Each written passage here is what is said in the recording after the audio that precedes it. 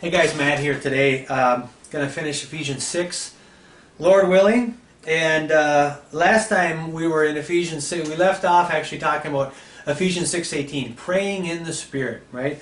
Paul says, praying at all times in the Spirit with all prayer and supplication.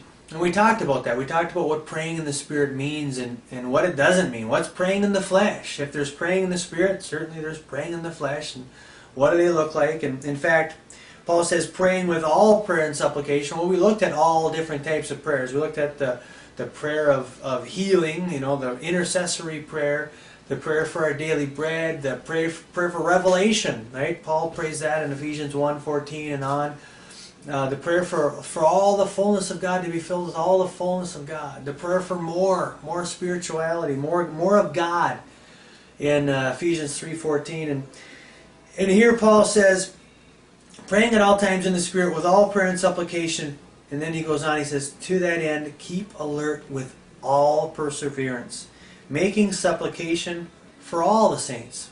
All right, so we're called to intercede, to pray, to make prayer and supplication for all the saints, right? To persevere. Remember, we looked at a prayer, a persevering prayer. We looked at the guy in Luke 11 who went to his friend's house and knocked on the door and said, I have company coming, give me 3 loaves of bread. And his friend said, no, no, no. And they went back and forth. And his friend had the house shut up, right? Because back then it was a big deal to close the house and to put all the kids down. It wasn't like today, right? It was a big, big process. But what happened? He kept knocking. He kept knocking. And because of his impudence, because of his persistence, because he persevered, his friend opened the door, gave him what he came for. Ask and it will be given to you, seek and you will find, knock and the door will be open, right? Why does Jesus put that in there? Why does God put that in His Word? Because that's what He wants us to do. That's what He expects us to do. He expects us to knock, knock, knock, knock, to persevere, to keep praying. And here Paul says, persevere, making supplication for all the saints. In fact, I should have put the saints first before the lost, because we are. I think it's more biblical to pray for the church before we pray for the lost, to pray for the saints. Remember, at this time, Paul was in prison, right? Paul was in prison so we can have this gospel, so we can have this Bible. Paul was in prison for sharing the gospel of Jesus Christ. In fact, all of the apostles, except for John, who died on the island of Patmos, who was exiled on the island of Patmos, I believe he died of old age, as far as we know. All of the other apostles were martyred for the gospel of Jesus Christ. Paul was martyred for the gospel of Jesus Christ. Right now, today, November 29th, the year 2010, somewhere on this earth, people are being beaten, imprisoned, separated from their loved ones, perhaps even killed for the gospel of Jesus Christ.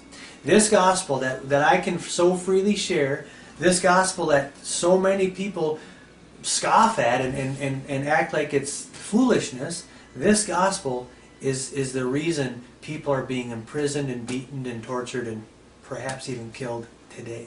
So what does Paul say? Persevere in praying for all the saints. Persevere.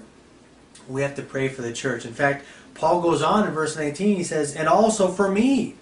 What is it, Paul? How could we pray for you? Here's Paul. He's asking for prayer, right? Paul's imprisoned.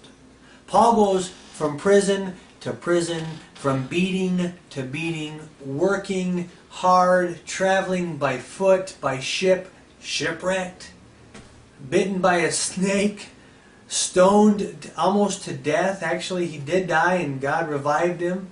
I mean, Paul goes, his life is poured out for this gospel. And here's Paul in prison. And what does he want? I mean, he's got to ask for new clothes, maybe freedom, maybe that the walls would come down, maybe that the jailers would be struck dead, right? Here's what Paul prays for. And also for me, that words may be given to me in opening my mouth boldly to proclaim the mystery of the gospel. There it is. What is Paul? Paul's in prison for being bold, and what does he pray for? More boldness. That's amazing. for more boldness. Pray for me that I have more boldness to proclaim the mystery of the gospel, for which I am an ambassador in chains, that I may declare it boldly as I ought to speak. Wow. Now there's a godly man, right? There's a man who, no doubt, spends a lot of time praying in the Spirit, right? So that's a little section here on prayer. We're called to pray at all times in the Spirit with all prayer and supplication for the saints. We looked at what we can do, this divine power we have in prayer, breaking down strongholds, unveiling the eyes of people that are blind to the gospel. But I want to end here on this little section on prayer. I want to end here because I know that there are some people watching this video that aren't born again, that are not in a saving relationship with Jesus Christ. Whether that makes you mad, whether the term born again makes you mad, whether you don't like the whole gospel, whether you, whatever. You know at the end of the day, when your head hits the pillow, you know that you're in no condition to meet God right now today. So how do you pray? Does God hear your prayers? Wow, those are tough questions, right? I mean, He's God. He certainly hears everything, but God won't answer the prayers of someone who's not in a relationship with Him, will He? I mean, if I'm at the store and some kid walks up to me and says, hey mister, will you buy me that thing over there? I'm going to say, hey, no, I don't, you're not my son. You know, now if my son comes up to me and says, Daddy, please, maybe I will, right? If it's my will to buy him that whatever, right? So there's an example of someone who's in a relationship with the Father and someone who's not.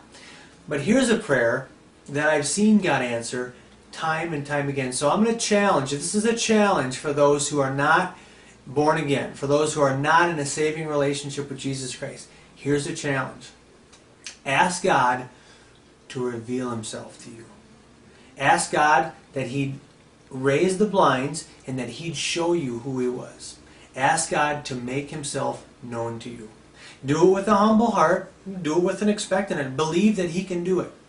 Ask God to do that, and you'll be amazed at what you see.